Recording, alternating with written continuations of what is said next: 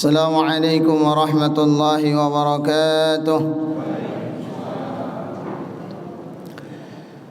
Bismillahirrahmanirrahim. Alhamdulillahi rabbil alamin. Wassalatu wassalamu ala asyrafil anbiya'i wal mursalin wa ala alihi wa sahbihi ajma'in. Ashhadu an la ilaha illallah wahdahu la syarika lah وأشهد أن سيدنا ونبينا محمدا عبده ورسوله صلى الله عليه وسلم لا نبي بعد أما بعد. اللهم أخرجنا من ظلمات الوهم وأكرمنا بنور الفهم وافتح علينا بمعرفة العلم وسهل أخلاقنا بالحلم وانشر علينا من خزائن رحمتك. سبحانك لا علم لنا إلا ما علمتنا إنك أنت العليم الحكيم. رب اشرح لي صدري ويسر لي أمري واحلل عقدة من لساني يفقه قولي. اللهم اجعلنا ممن يستمعون القول فيتبعون أحسنه. قال الله تعالى في القرآن الكريم: أعوذ بالله من الشيطان الرجيم. بسم الله الرحمن الرحيم. إن الله يأمر بالعدل والإحسان وإيتاء ذي القربى وينهى عن الفحشاء والمنكر والبغي يعظكم لعلكم تذكرون. وقال النبي صلى الله عليه وسلم: Man tamassaka bi sunnati 'inda fasadi ummati falau ajru mi'ati syahid. Atau kama qala Nabi sallallahu alaihi wasallam. Hadirin Bapak dan Ibu yang dimuliakan oleh Allah, tiada kata yang pantas kita ucapkan melainkan syukur kepada Allah, yang mana Allah Ta'ala masih berikan nikmat kepada kita. Nikmat yang terbesar yang Allah berikan kepada hambanya, Allah berikan nikmat iman. Sehingga alhamdulillah pagi ini ya, karena dorongan imanlah Allah pilih kita datang ke masjid ini. Berapa banyak malam tadi Bapak dan Ibu orang yang sudah berniat, berazam, bercita-cita pagi ini ingin datang salat subuh secara berjamaah, tetapi tidak dipilih oleh Allah. Alhamdulillah pagi kau tak hujan, ya Bu Pak, agak gerimis sikit. Tapi tidak menyurutkan niat kita untuk datang ke rumahnya Allah Ta'ala. Maka sudah sepantasnya dan sewajarnya kita bersyukur kepada Allah. Kita ucapkan Alhamdulillah Rabbil Alamin. Bersalawat kita kepada Nabi Muhammad sallallahu alaihi wasallam dengan melepaskan Allahumma salli ala Sayyidina Muhammad wa ala ali Sayyidina Muhammad. Sama-sama kita muliakan para alim ulama, pengurus masjid beserta jajarannya, hadirin wal hadirat jemaah salat subuh yang dimuliakan oleh Allah. Baiklah Bapak dan Ibu, tema kita pagi ini kita ambilkan dari kitab Tamyighul Ghafilin, Babu Silaturrahmi. Ini tentang bab silaturrahmi. Sila itu artinya menyambungkan, rahmi itu artinya rahim. Rahim itu bahasa Arab, cuma sudah menjadi bahasa kita, sehingga dijadikan dalam bahasa kita kehidupan sehari silaturahmi. Sebetul itu bahasa Arab, menyambungkan rahim, asal katanya. Cuma sudah menjadi budaya bagi kita. Silaturahmi itu sudah bahasa Indonesia, padahal diambil dalam bahasa Arab.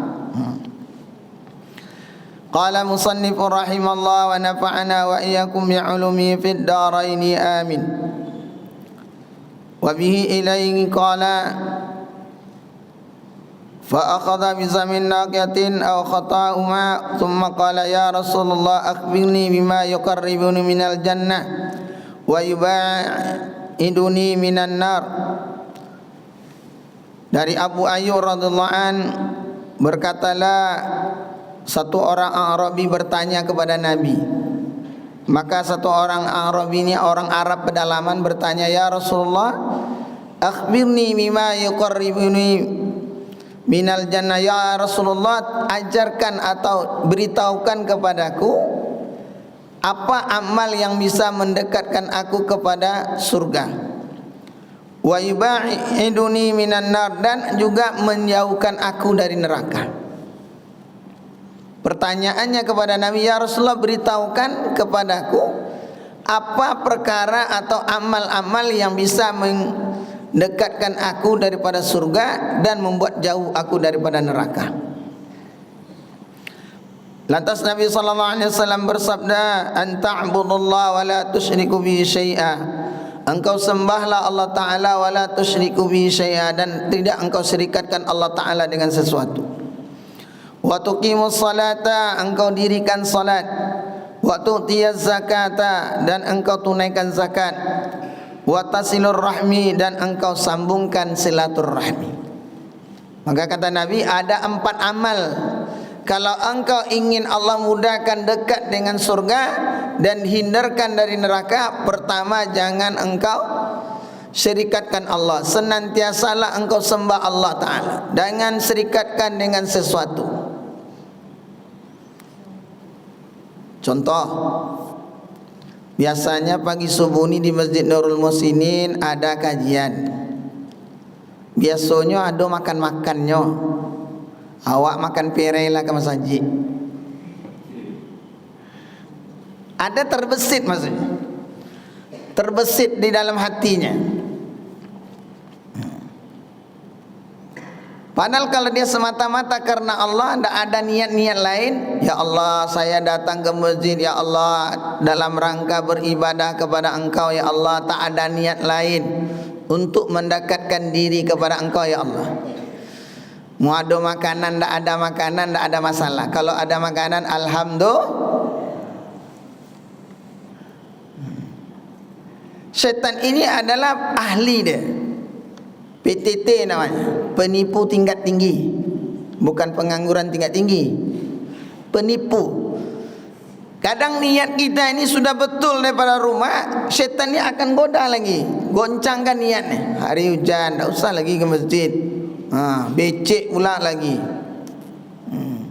Apalagi banjir lagi. Ini yang jadi tim sukses nih, sampaikan nih. Ini tak kampanye, tapi saya nyampaikan aja. Permasalahan banjir ini tak selesai. Jangan sibuk menjadi wali kota saja, tapi umat tak dipikirkan. Kalau ada yang tim sukses ini tersinggung, tak apa-apa, mumpung belum diangkat. Ini kalau ada hujan di daerah kita nih, silakanlah anda bermain air. Maka kata Nabi sallallahu alaihi wasallam, pertama, engkau sembah Allah dan jangan engkau serikatkan dengan sesuatu. Wa tuqimus salata, dan engkau dirikan solat. Namanya mendirikan solat, Bapak dan Ibu, betul-betul ditunaikan syarat dan rukunnya.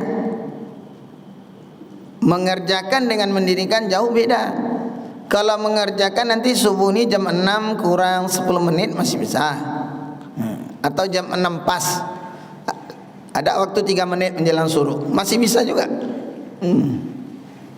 Tetapi kalau dia mendirikan solat di awal waktu, di mana azan dikumandangkan secara berjamaah, terutama bagi kita laki-laki ini, seafdal solat itu adalah di masjid. Kemudian waktu dia zakatan, dan tunaikan zakat. Betul-betul haul dan nisabnya dia tentukan, berapa hartanya. Bukan dia sekedar dia sedekahnya. Ini zakat saya Pak ya. Uangnya 100 juta, artinya keturuannya 2,5 juta. Kalau 1 miliar 25 juta. Tapi dia cuma katakan, ini zakat saya, kasih 100 ribu, 200 ribu, 1 juta. Padahal keluarnya 25 juta, uangnya 1 miliar. Kemudian yang keempat kata Nabi, watasilur rahmi, maka sambunglah silaturrahmi, kata. Kemudian dalam riwayat yang lain, diriwayat dari Abdullah bin Abi Aufa radhiyallahu anhu, qala kunna julusan asyatan Arafah inda Rasulullah sallallahu alaihi wasallam. Kata Abdullah bin Abi Aufa radhiyallahu anhu, dulu kami ketika pada hari Arafah, kami duduk-duduklah di sisi Nabi sallallahu alaihi wasallam. Faqala Nabi sallallahu alaihi wasallam, maka Nabi sallallahu alaihi wasallam bersabda, hari Arafah itu adalah hari mustajab doa. Maka kata Nabi, la yujalisuni man amsi qati'ar rahmi. Maka jangan duduklah bersama kami ini orang yang memutuskan silaturahmi. Kalau ada di antara kita yang duduk orang memutus silaturahmi, maka jangan duduk, kata Nabi. Liyakum indana, maka jangan duduklah bersama kami. Falam yakun ahadun, maka tidak ada satu pun orang pun yang berdiri illa rajulun kana minal qasa, kecuali ada satu orang yang di penghujung itu, penghujung halaqah namanya, majelis itu, ada satu orang laki-laki yang mana dia duduk di dalam majelis itu agak menjauh sedikit. Kemudian lantas dia pergi. Maka Nabi SAW bersabda, malaka lam yakum ahadun minal halaqah ghairuka, kenapa engkau berdiri sementara yang lain tak? Qala ya Nabi Allah, sami'tu alladhi qultu fa ataitu khala. Ya Rasulullah, aku telah dengarkan sabda engkau telah berkata, barang siapa yang memutuskan silaturahmi jangan duduk-duduk bersama kami ini akan berdoa. Kalau kita berdoa ada orang yang memutuskan silaturahmi, maka doanya tidak akan naik, tidak akan diijabah oleh Allah. Maka laki-laki itu kata, aku sudah istilahnya berselisih dengan bibinya. Maka aku datangi ibu-ibuku, kanat tasarimi antuqat ini, faqala ma ja'aka bika ma hadha. Tidak ada hujan, tidak ada panas, kenapa kau datang nih? Ada apa ini? Biasalah orang kita Bapak dan Ibu kalau berkelahi atau berselisih deh, tidak ada hujan, tidak ada panas, datang kita. Sementara ada permusuhan sudah. Maka bibinya berkata, apa masalah kau? Kenapa engkau datang? Maka laki-laki ini katakan, aku mengabarkan kepada engkau wahai bibi apa yang telah aku dengar daripada Nabi sallallahu alaihi wasallam. Maka dia mintakan ampun kepadaku dan juga kepada bibinya. Faqala Nabi sallallahu alaihi wasallam, ahsanta, maka engkau sudah buat perkara yang bagus. Dia hubungkan lagi silaturahmi. Dia perkara yang berat itu Bapak dan Ibu, salah satu amal yang berat itu ketika orang bersalah kepada kita, kita maafkan. Itu gak berat. Menceritakan maafkanlah Bu, iya Bu, tapi memaafkan itu yang keluar pula nyanyi tiada maaf bagimu, ada selesai nih. Karena ada 3 perkara Bapak dan Ibu. Wa yuqalu salasatu min akhlaqi al-jannah. Ada 3 perkara yang mana 3 perkara itu menjadi akhlak ahlu surga. Kalau ada 3 perkara di dalam diri kita, mudah-mudahan kita dicatat sebagai ahli surga. Amin ya rabbal. Pertama adalah al-karimul ihsan ilal masih, berbuat baik kepada orang yang telah berbuat buruk kepada kita. Ini cerita agak mudah nih, praktek agak berat. Berbuat baik, kalau ihsan itu bukan sekedar berbuat baik. Al-karimul ihsan, di atas lagi, sudah berbuat baik, dia bagaimana model kita bahasanya? Pokoknya dia sudah benci dengan kita, melihat kita aja ada sakit giginya. Tapi orang yang berbuat buruk kepada dia, dia tetap berbuat baik, bahkan dia lebihkan. Abu Bakar radhiyallahu an, tatkala Siti Aisyah ini kena fitnah, ada satu orang ahli keluarganya yang dibantu oleh Abu Bakar. Dia memberikan nafkah, tapi dia juga salah satu orang yang memfitnah daripada Siti Aisyah.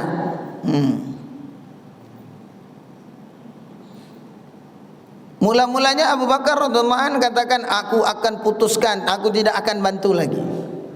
Turunlah ayat menegur Abu Bakar radhiyallahu anhu.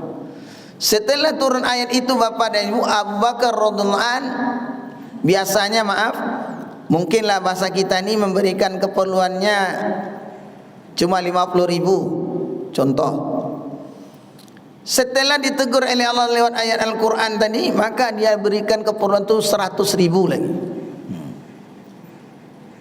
Padahal betapa sakitnya kalau anak gadis kita difitnah orang berzina. Ya Bu, ya Pak. Yang memfitnah itu keluarga dekat pula, yang hari-hari dia beri biaya. Macam mana sakit hati Abu Bakar.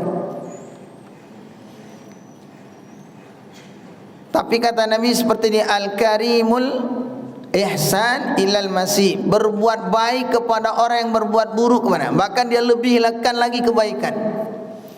Dan ini adalah salah satu tanda-tanda dan akhlaknya ahli surga. Maka Abu Bakar dia buat seperti itu. Yang kedua ada wal afu an amman zalamau, memaafkan orang yang telah berbuat zalim kepadanya. Nah, ini agak berat juga nih. Tanah kita diambilnya, enak. Habis itu turun atapnya ke rumah kita. Kalau hari hujan, rumah kita banjir, rumahnya tidak banjir. Atau apa lagi Bu? Pokoknya kadang-kadang menyebabkan kita ini jadi susah. Mangganya berbuah, daunnya ke kita, pas buahnya dia nikmati. Kita cuma bersihkan daunnya aja. Anak kita nengok, mak, mangga mak, iyo, mangga urang. Kalau apa-apa ke kita berat nih.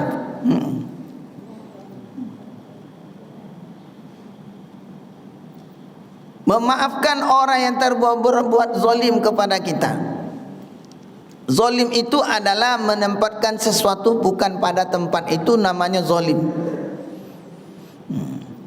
Menempatkan sesuatu bukan pada tempatnya, itu namanya zalim. Apapunlah bentuknya, secara harfiah bahasa. Contoh mudahnya kita punya peci nih Pak Bu. Letak peci itu di kepala, kita letakkan di lutut. Ini biasa duduk di warung kopi nih, enak. Aturnya peci itu pakai di kepala, diletakkan di lutut. Itu secara zahirnya harfiah itu sudah zalim juga. Apalagi yang besar.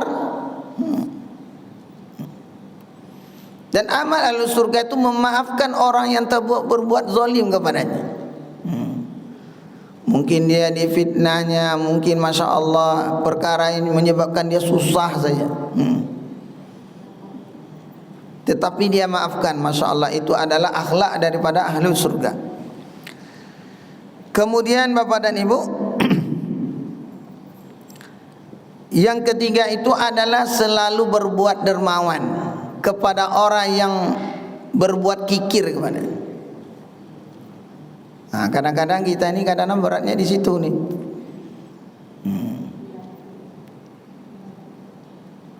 Kalau dia ngasih kita kasih, kalau tidak nak kasih mengalo agia. Inyo jo pilih, awak lebih pilih le. Ya Bu. Padahal amal ahli surga itu berbuat baik kepada orang yang pelit kan. Bahkan dalam fadilah sedekah itu salah satu cara untuk mengajarkan orang kaya yang pelit itu kita sedekah dengan dia. Kita berikan hadiah kepadanya.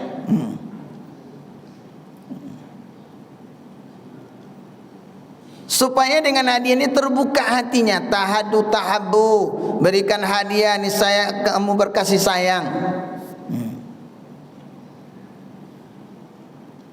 Maka mudah-mudahan Allah jadikan kita menjadi tiga golongan ini.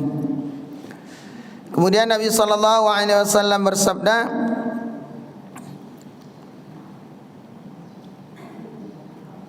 apa kata Nabi SAW? Ma min hasanati ajalu thawab min silatur rahmi wa ma min dzambil ajdaru ay ya'jilallahu li sahibil uqubata fid dunya.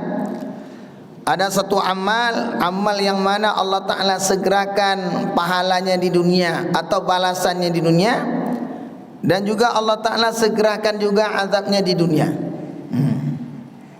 Apa itu Bapak dan Ibu? Orang yang menyambung silaturahmi maka Allah Ta'ala akan balaskan di dunia. umurnya panjang, rezekinya berkah, kawannya banyak. Kalau orang yang memutuskan silaturahmi, pertama Allah Ta'ala cabut rahmat darinya. Kemudian kawannya tak banyak, rezekinya sempit, mau pergi situ tak sensitif pula, tersinggung, ya kan? Kawan nengok dia, tersinggung pula. Ini orang memutuskan silaturahmi kemari susah, hidupnya jadi sempit. Tapi kalau orang perbanyak silaturahmi, kawannya banyak, ya Bu, ya Pak, kemudian Allah berikan rahmat kepadanya, sehingga dengan rahmatnya hatinya menjadi lapang. Kalau hatinya lapang, rezekinya berkah dan mudah. Tetapi orang yang memutuskan silaturahmi di dunia sudah susah, apatah lagi nanti di akhirat. Na'udzubillah min zalik. Kemudian kata Nabi sallallahu alaihi wasallam, "Anna qatar dzambul 'azimun." Karena memutuskan silaturahmi itu merupakan azab yang besar. Li'annahu yamna'ur rahmah. Kenapa? Karena dengan memutuskan silaturahmi itu menghalangi daripada rahmat.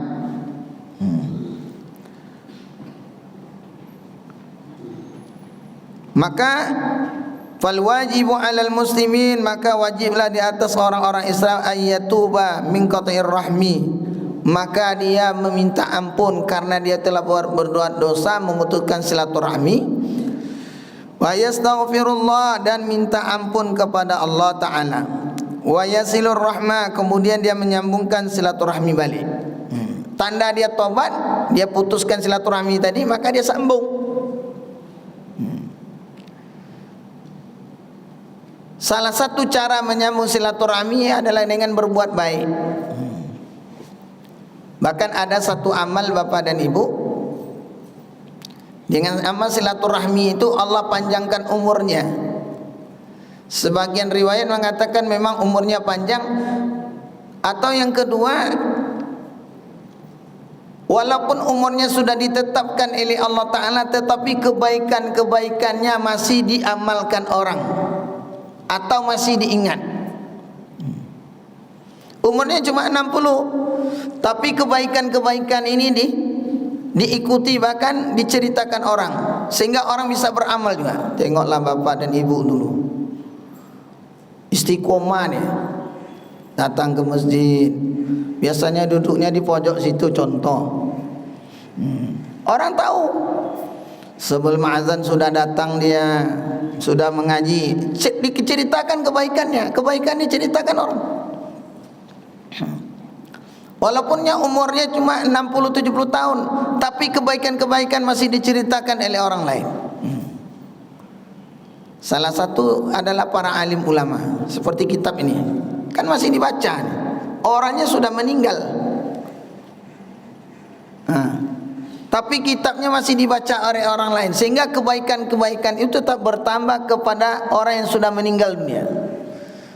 Umurnya pendek, kebaikan-kebaikannya masih diikuti orang, kemudian apa-apa yang dia amalkan, dia ajarkan masih diamalkan oleh orang lain.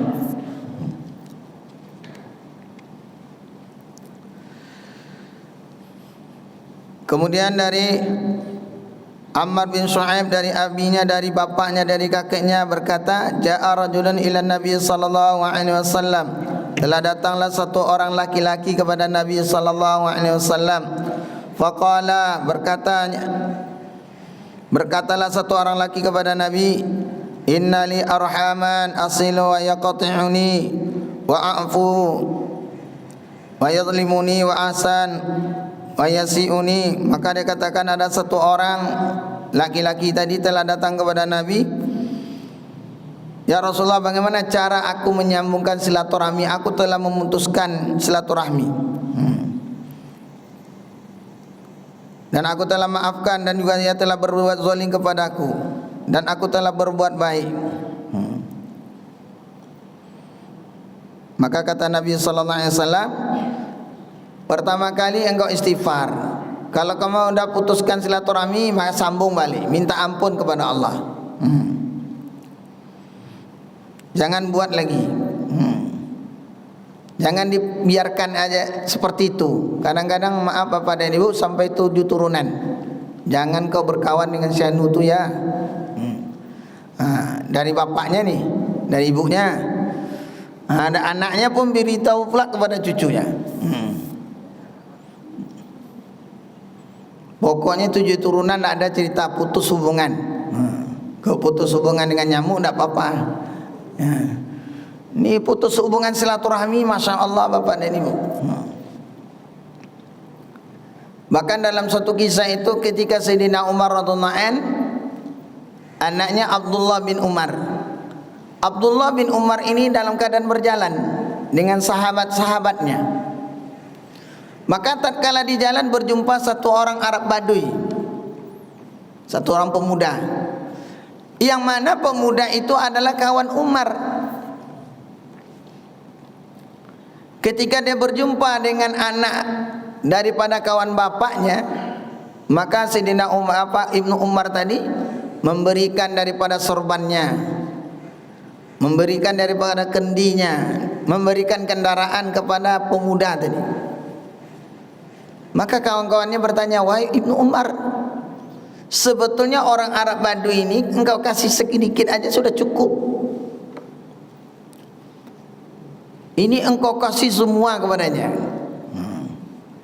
Maka kata Ibnu Umar, termasuk menyambungkan silaturahmi dengan bapak kita yang sudah meninggal adalah berbuat baik dengan kawan-kawan bapaknya. Bu, termasuk kita berbuat baik kepada ibu dan bapak kita. Mungkin kebiasaan ibu dan bapak kita berbuat baik, sering menjamu tamu, bersedekah ke masjid ini, menyantuni anak yatim, contoh. Itu kebiasaannya ketika hidup. Ketika meninggal dunia, maka anaknya buat perkara menyambungkan.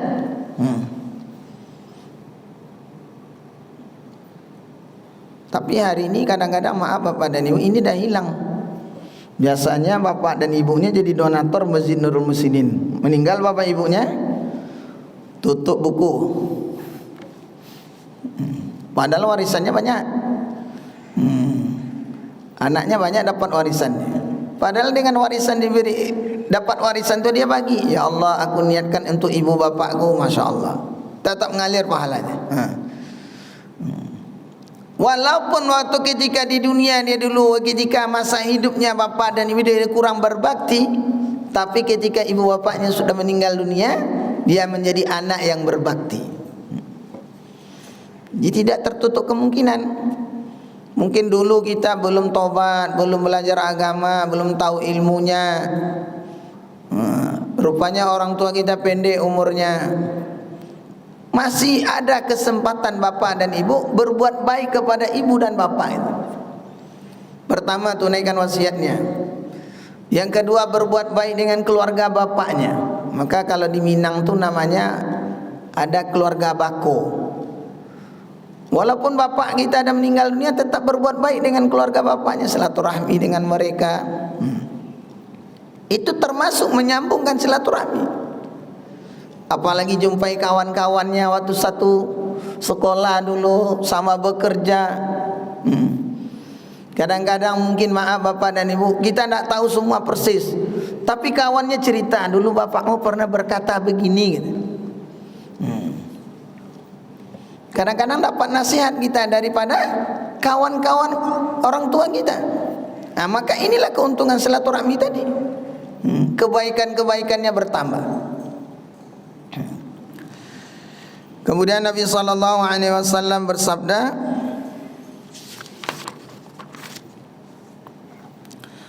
sallu arhamakum walau bisalam, maka sambunglah hubungan rahim di antara kalian walau bisalam, walaupun dengan cuma mengucapkan salam. Assalamualaikum, waalaikumsalam. Sebetulnya dengan kita mengucapkan salam ini sudah mendoakan. Apalagi doa salamnya lengkap. Assalamualaikum warahmatullahi wabarakatuh. Assalamualaikum, keselamatan atas engkau, warahmatullah, dan rahmat daripada Allah, wa barakatuh, dan juga keberkahan daripada Allah. Jangan disingkat. Ibu, Assalamualaikum. Itu singkat namanya. Assalamualaikum tu tak apa pula artinya kan? Karena askum. Askum.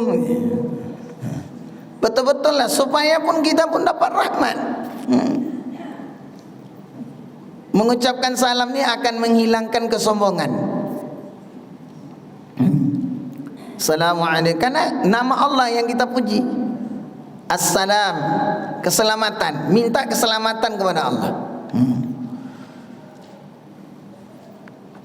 Maka berkatalah Maimun bin Mihram, salatata asya, ada 3 perkara al-kafi wal muslim fihinna sawaun. Ada 3 perkara yang mana orang kafir dan orang Islam ni sama haknya. Ada 3 perkara.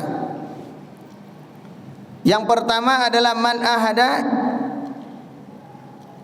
Pertama, apabila satu orang berjanji mesti dia tepati. Baik berjanji itu terhadap orang Islam apalagi non muslim. Kenapa Bapak dan Ibu? Kadang-kadang orang-orang non muslim ini melihat janji orang Islam ni. Orang kita ni kan payah on time. Masuk jam 7, datang 7:05. Keluar jam 5, dia setengah 5 dah keluar. Tidak sesuai dengan SOP-nya. Dia kan orang kafir Pak. Ya betul, orang kafir. Tapi kita kadang-kadang ada hubungan kerja dengan dia. Ya kita mesti tepati. Kalau tidak, buka urusan sendiri. Kadang-kadang kita berjanji sesama kita, maaf Bu, besok kita arisan ya jam 1:30. Apa dalam WA tu? Insya Allah. Insya penuh itu. Pas 1:30 tak ada orangnya, tinggal makanan ni dipoto lah tu. Tak. Insya Allah Bu ya, makanan dah menunggu. Kadang-kadang kita, maaf Bapak dan Ibu, berjanji itu insya Allah tu untuk berkilah.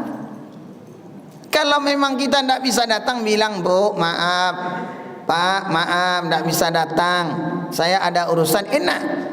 Jangan kita coba insya Allah saja tapi tidak datang. Insya Allah itu berkilah supaya tidak datang.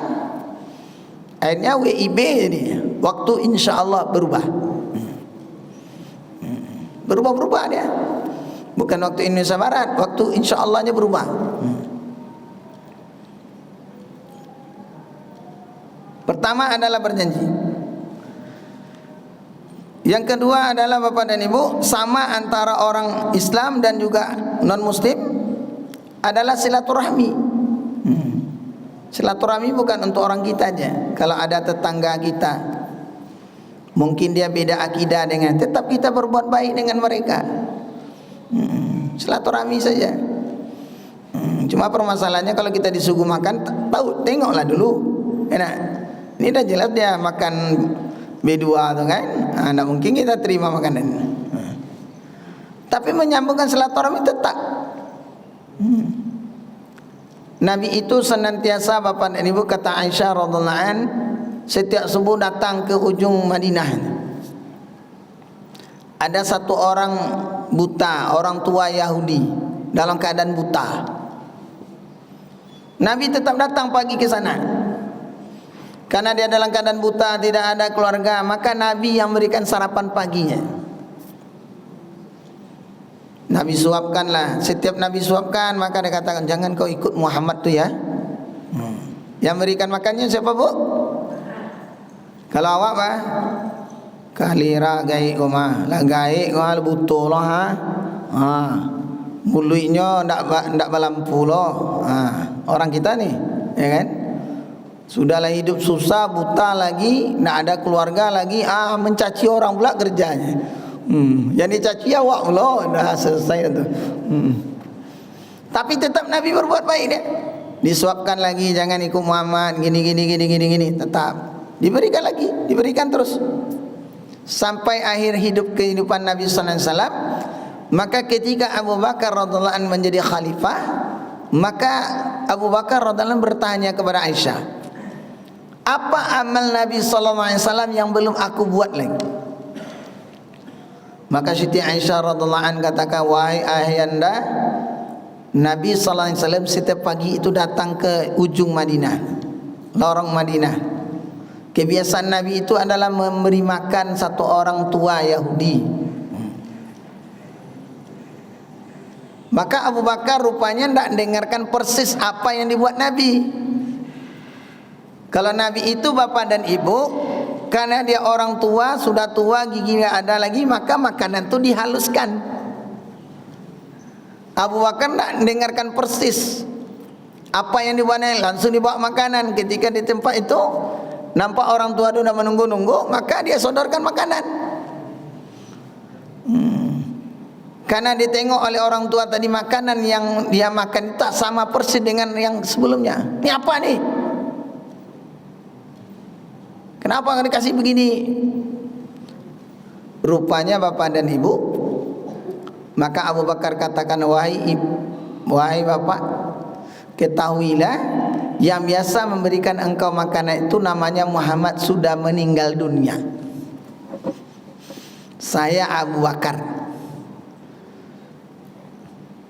Maka langsung terperanjat orang tua ini. Dia katakan dalam keadaan menangis, hari-hari dia memberikan makan kepadaku, hari-hari aku caci juga. Asbab akhlaknya Nabi sallallahu alaihi wasallam seperti itu, maka orang tua Yahudi itu masuk Islam. Ini amalnya berat nih Bu, Pak. Tapi ini namanya intinya silaturahmi tadi. Baik dia orang muslim atau non muslim tetap sama.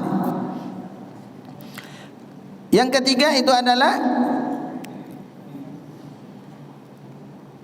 orang-orang yang diberikan amanah, maka fa'adda amanah, maka dia tunaikan amanahnya, baik kepada orang Islam maupun non muslim.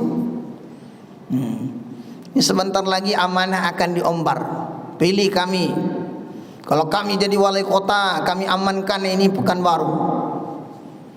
Kalau bisa bapak dan ibu yang berjanji itu dicatat, ya kan? Dicatat. Nah, kita saksinya berapa orang? Nih ingat-ingat Pak Peri tidur pula dia. Ini ingat-ingat nih mau jadi dia wali kota nanti gubernur. Sampaikan nih. Ini janji visi misi bapak dulu Pak. Sekarang bapak dah terpilih, tunaikan amanah. Saya pribadi kemarin datang ke masjid saya, besok terpilih saya langsung tembak bapak tuh. Kalau terpilih dia, awak tak ada takut dah, awak kan tak caleg dah, kan? Bapak janji kemarin kalau bapak terpilih saya arsitek katanya. Bapak akan selesaikan di wilayah kami itu banjir. Besok kita tanya. Kalau nak kita back dia saja besok dia. Karena dia orasinya seperti itu. Tenang Pak. Calon wakil wali kota kita ini arsitek Pak. Gitu. Dah pengalaman tentang banjir nih, ya kita kasih kode lah. Kalau bapak terpilih ingat nih. Kalau enggak kita bilang aja pendusta, ya nak. Ini saya diamanahkan menjadi calon wali kota Pekanbaru. Mudah-mudahan amanah. Ini visi misi saya ke depan, nanti saya akan selesaikan banyak. Nih tunaikan besok.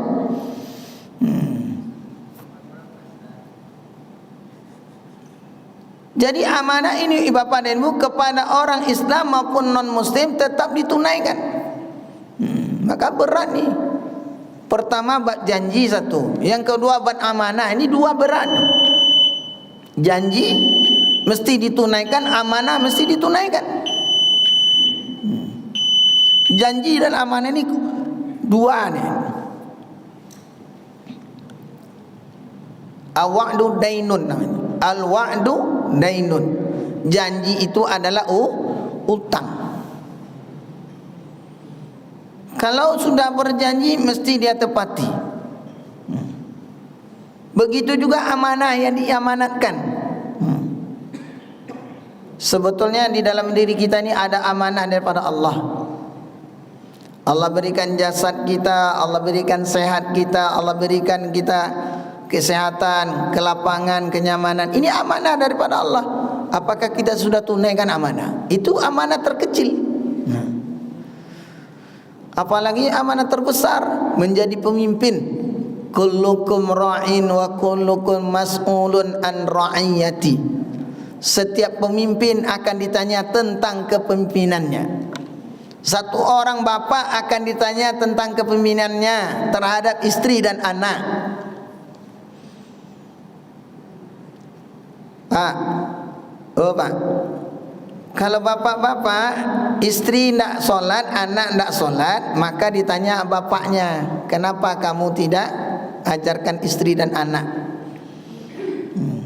Ini berat jadi kepala keluarga nih. Kalau ibu tidak solat, nanti ngalir dosanya ke suami. Kalau ibu nanti keluar rumah tidak tutup aurat, ngalir pula dosa suami. Berat nih. Apalagi taraf besar. Kalau pemimpin di kota Madinah Pekanbaru besok ini wali kotanya orang Islam, ada orang Islam tidak solat, pertama kali ditanya pemimpinnya dulu. Dia orang Islam. Berani Pak Bu. Maka Sayyidina Umar radhiyallahu anhu tatkala diangkat menjadi pemimpin, sebetulnya Sayyidina Umar menolak khalifah. Inni ghalidun falayinni, maka kata Umar, ya Allah, aku ini orangnya keras, falayinni, ya Allah lembutkan aku. Ini doa Umar tatkala di dalam doa-doanya, ya Allah aku ini orang yang keras, maka lembutkan aku ya Allah. Inni bakhilun, ya Allah aku ini orang yang bakhil, maka ya Allah jadikan ke aku orang yang dermawan. Ini doa Sayyidina Umar. Maka Sayyidina Umar itu bapak dan ibu, ketika diangkat jadi khalifah, tidak pernah tidur nyenyak dia. Memikirkan keadaan umatnya. Ronda tiap malam dia, keliling dia, tidak pakai pengawal lagi. Kalau ada yang kesusahan warganya, rela dia angkat. Sebetulnya cocoknya pemimpin-pemimpin kita ini baca kisah Sayyidina Umar. Satu orang gubernurnya Ammar bin As. Ammar bin As ini ingin membangun masjid, tapi di tanah itu ada milik orang Yahudi, ada tanah Yahudi. Dijual, diminta jual, tidak mau dibeli. Saya tidak mau kata Yahudi. Maka didesaklah, digusurlah.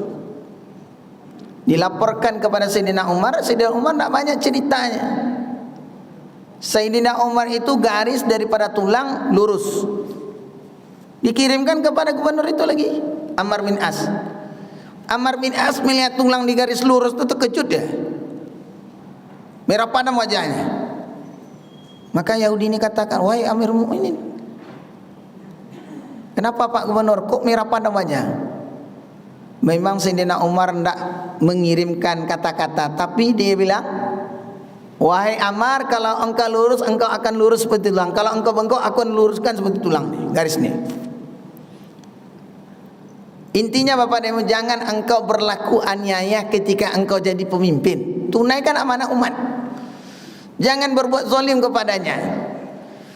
Wahai Ammar, kalau engkau lurus, kalau engkau bengkok, aku luruskan seperti lurusnya garis di pedang. Ini amanah. Berat Bapak dan Ibu. Tapi ini Allah Ta'ala berikan kepada kita dengan kita minta. Seperti Sayyidina Umar dia minta. Maka mudah-mudahan Allah Ta'ala berikan taufik dan hidayah kepada kita. Ada yang bertanya Bapak dan Ibu? Ya Pak. Assalamualaikum warahmatullahi wabarakatuh. Waalaikumsalam. Mohon penjelasan dan tata cara petunjuk untuk melaksanakan sholat qadha. Karena pengalaman saya sendiri pada saat selesai sholat asar, saya mundur melakukan qadha.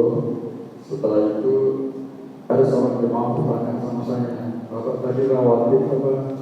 Saya bilang, Mbak, saya qadha. Nah ini yang saya perlu penjelasan, karena supaya jangan ragu-ragu melaksanakan sholat qadha ini. Yang kedua, saya kadang-kadang berdampingan dengan orang atau jamaah yang kalau dia sujud yang dilarang Rasulullah itu ini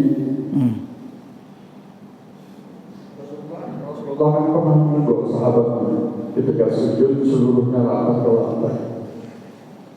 Terima kasih. Assalamualaikum warahmatullahi wabarakatuh. Bapak dan Ibu, amal terpenting setelah iman itu adalah solat. Dan solat itu adalah kepala kepada badan. Jadi Bapak dan Ibu, dosa paling besar itu adalah dosa meninggalkan solat. Jadi kalau kita meninggalkan solat, mesti kita bertobat dulu. Tobatnya bukan sekedar sekarang saya dah solat. Tanda tobatnya solat yang ditinggalkan sejak balik itu mesti diqadha. Sepakat 4 mazhab. Mulai balik, taruhlah umur kita 15 tahun. Standar umur 15 tahun Hijriah. Jadi sejak kita balik itu tinggalkan solat, mungkin tobatnya umur 30 atau 40. Qadha lah.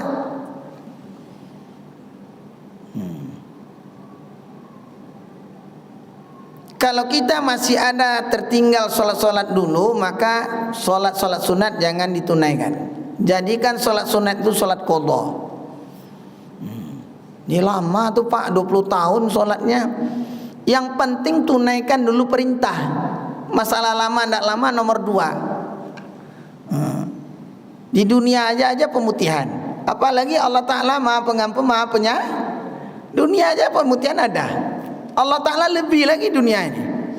Tapi pertama kita tunaikan, bertobat. Setelah bertobat kita tunaikan. Ya Allah, saya 20 tahun qadhanya. Jadi bagaimana caranya Bapak Dedi? Jadikan solat-solat sunat itu solat qadha. Dan dia bebas roaming. Kalau kita nih habis subuh ni tak boleh solat sebelum syuruk ni. Solat sunat tak boleh. Biasa tak boleh. Tapi kalau solat qadha itu bebas roaming. Habis subuh dia mau habis asar boleh. Cuma kadang-kadang maaf Bapak dan Ibu, kalau kita dibuat di masjid orang sangkanya itu,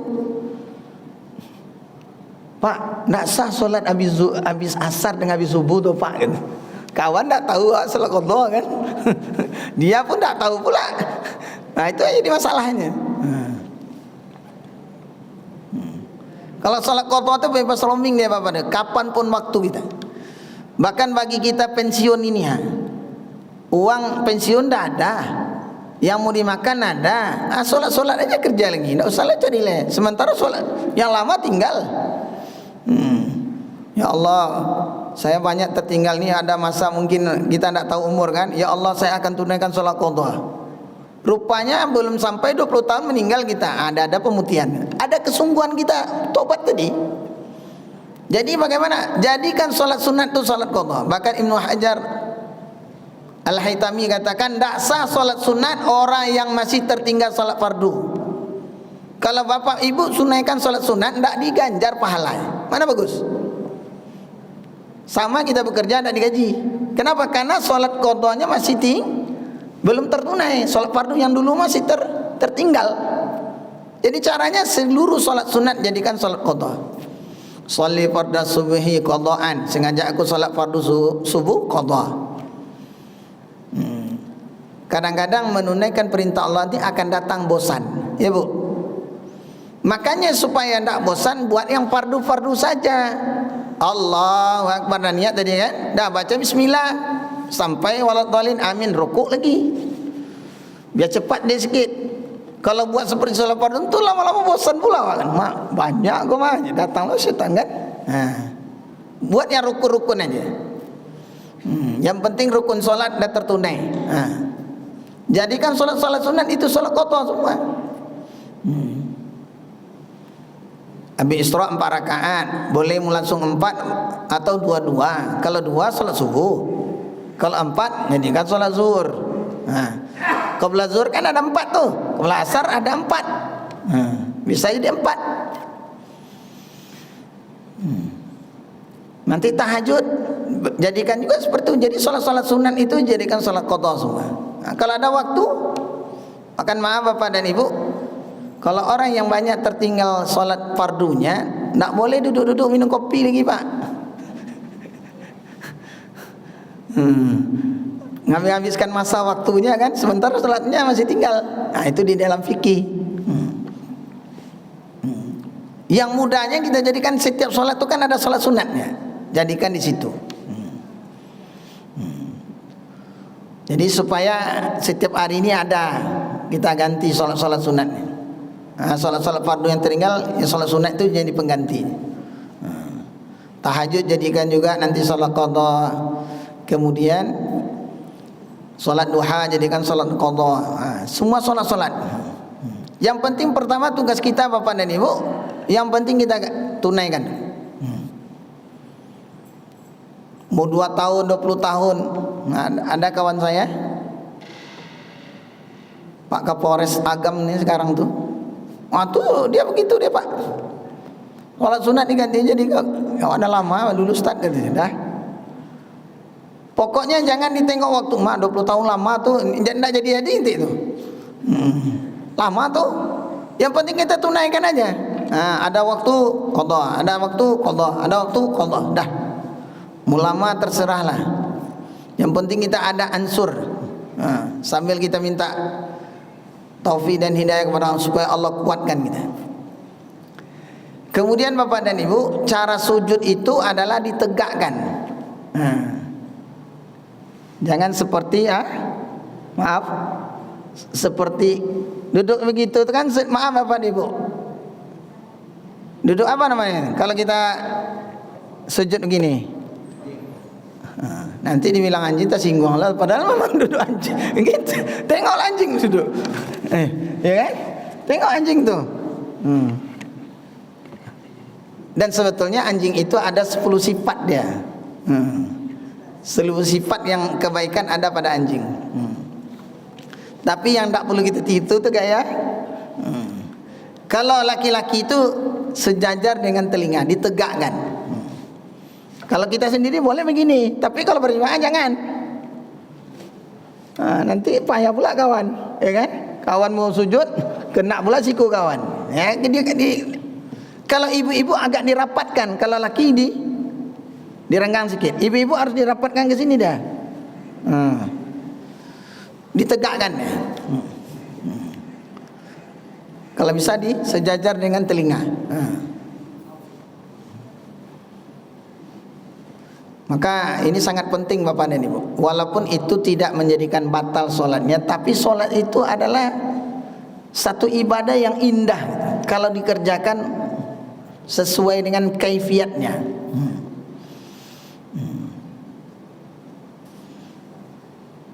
Kalau ada yang masih itu, latihan lah kita.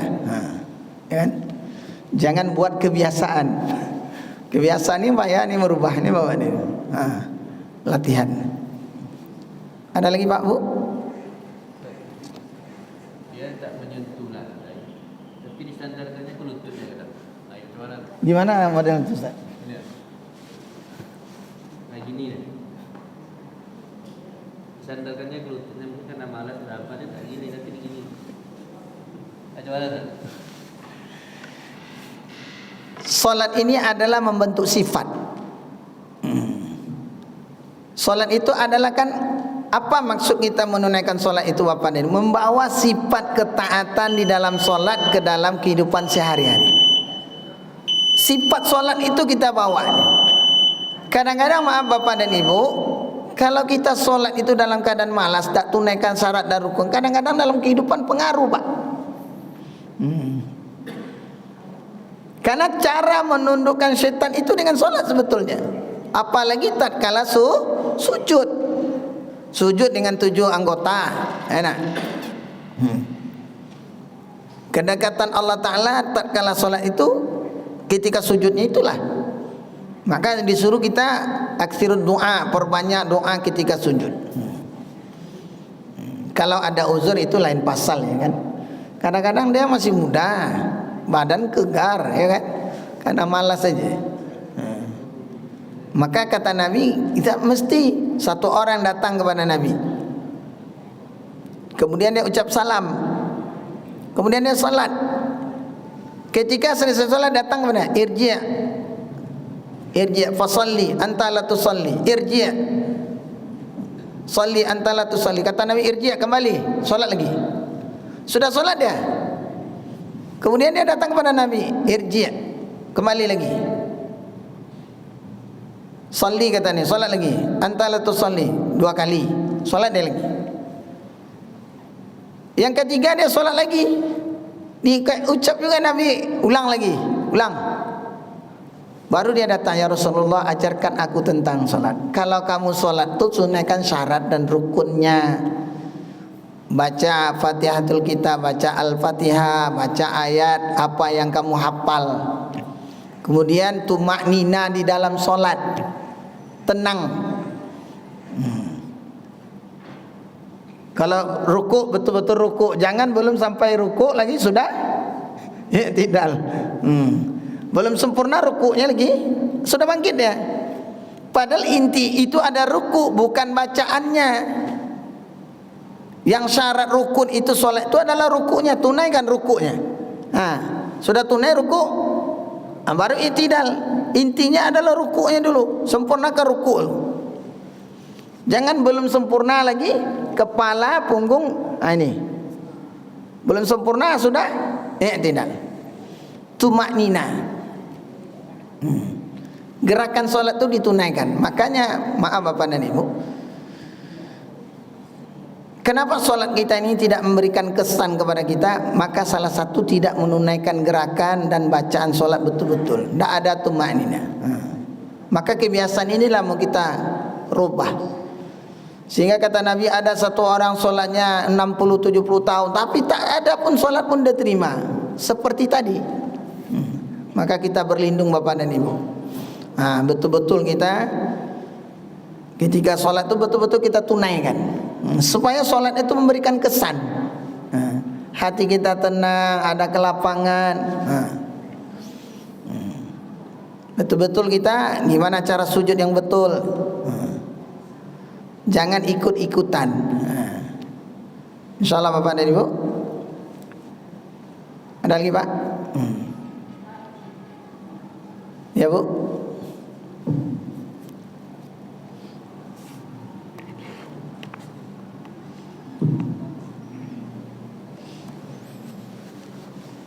Yang saya sampaikan tadi masalah ini Ustaz, berdasarkan surat Al-Isra ayat 71 Ustaz, suatu hari kami panggil setiap umatnya dengan pemimpinnya, dan barang siapa yang diberi kitab amalannya di kanan-kanannya, maka mereka ini akan membaca kitab itu dan mereka tidak dianiaya sedikit pun. Pertanyaannya Ustaz, pemimpinnya di sini maksudnya siapa Ustaz? Makasih Ustaz. Assalamualaikum warahmatullahi wabarakatuh. Kalau itu kita tengok tafsir tuh. Karena ayat Al-Quran ini tidak bisa diterjemahkan secara letterlek gitu. Ditengok tafsirnya. Intinya semua kita pemimpin. Kita ini kan pemimpin masing-masing diri kita. Enak. Kita akan ditanya nanti, anggota badan kita ditanya gunakan untuk apa mata, telinga. Kalau digunakan untuk kebaikan maka dia akan bersaksi. Anggota badan kita ini akan bersaksi tatkala mulut ditutup. Al-yauma nakhtimu ala afwahin, tatkala waktu hari itu hari kiamat. Al-yauma itu hari kiamat. Tatkala kami tutup mulut-mulut mereka, wa tukallimuna aydihim, berkatalah tangan-tangan mereka, wa tashhadu arjuluhum, bersaksilah kaki-kaki mereka bima kanu yaksibun, dengan apa-apa yang mereka perbuat tatkala di dunia. Sebetulnya Bapak dan kita ini semua pemimpin. Pertama pemimpin dalam diri kita. Ibu, Pak, pemimpin di dalam diri kita. Besok kita tidak bisa katakan, weh tangan, kenapa kau bersaksi salah pula? Ya tangan akan bersaksi. Ketika itu tidak ada lagi. Tak bisa istilahnya kita sogok menyogok, tak bisa lagi. Semuanya akan berkata dengan benar, semuanya akan bicara fakta. tangan akan berkata, kaki akan berkata. Kalau dia digunakan kebaikan, Masya Allah. Orang-orang yang berbuat baik, yang beramal soleh tatkala di dunia, maka nanti Allah berikan catatan amal dari tangan kanan, diberikan dengan tangan kanan. Kalau enggak, dicampak deh. Bagaimana kalau kita hari ini bapak dan ibu, kalau sedang kasih dengan baik aja dah payah orang nerima, apa lagi? Dilempar pula tangan kiri lagi.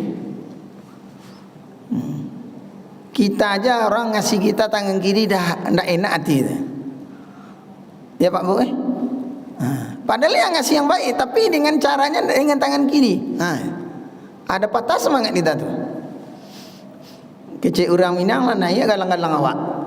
Yang magi anak ketek lo awak lah gaek kan, ya dia lo tangan kiri. Allah selesai itu mah. Ya kurang etika dan adab. Begitulah nanti orang-orang yang ketika di akhirat tidak beramal soleh, dilemparkan ke dia.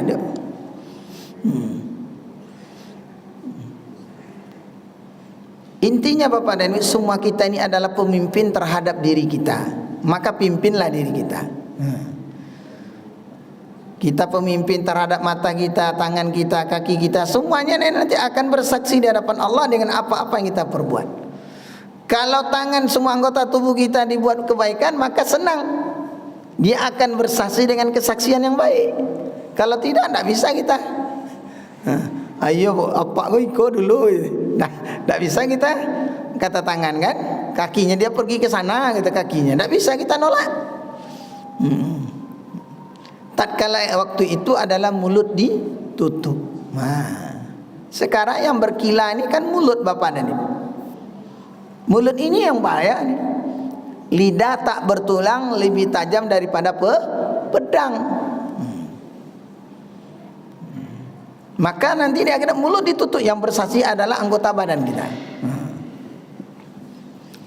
Tuh mungkin Ustaz, saya nggak paham sama diri saya juga. Di sana dikatakan setiap umat akan dipanggil beserta pemimpinnya. Maksudnya pemimpinnya siapa gitu? Kalau untuk yang sekarang itu, jadi saya disitu bisa. Iya, pemimpin itu banyak tuh Bu. Bisa dikatakan pemimpin rumah tangga, suami, pemimpin RT, RW, banyak skopnya itu. Kalau pemimpin di situ. Cuma kita ayat Quran ini tidak bisa kita terjemah letterlek namanya. Harus kita tengok pula tafsirnya dulu. Saya pun tidak berani pula berkata panjang. Itu PR. Kenapa? Karena tafsir nih. Karena menerjemah, kalau terjemah itu bisa kita terjemah, tapi tafsirnya kadang arti pemimpin nanti lain lagi di situ. Salah kita mentafsirkan, siap-siaplah tempat neraka jahanam kan. Itu takut kan. Tapi kalau secara terjemah bisa. Kalau terjemah ya kayak gitu. Cuma nanti ditafsirkan lagi dengan tafsir. Apa makna pemimpin itu? Apakah pemimpin rumah tangga, atau pemimpin dalam lingkungan kita, atau pemimpin negara? Ini banyak nih. Yang sesuai dengan maksud ayat tadi. Jadi PR lah, nanti saya tengok. Kalau ibu apa, simpan aja nomor HP saya, nanti saya SMS sama ibu. 0823 5311 0803. Nanti saya baca tafsir di rumah, nanti saya kirim. Ya biar saya pun tidak salah Pak. Maaf Bapak dan Ibu. Nanti tafsirnya bahaya nih. Salah kaprah, salah terlalu kita fatwa, nanti bahaya. Harus kita tengok juga tafsirnya, supaya kita tidak salah menyampaikan dan sesuai dengan makna ayat tadi. Ada lagi Bapak dan Ibu? Cukup. Subhanallah bihamdihi, subhanakallahumma bihamdika, asyhadu an la ilaha illa anta, astaghfiruka wa atubu ilaik. Assalamualaikum warahmatullahi wabarakatuh.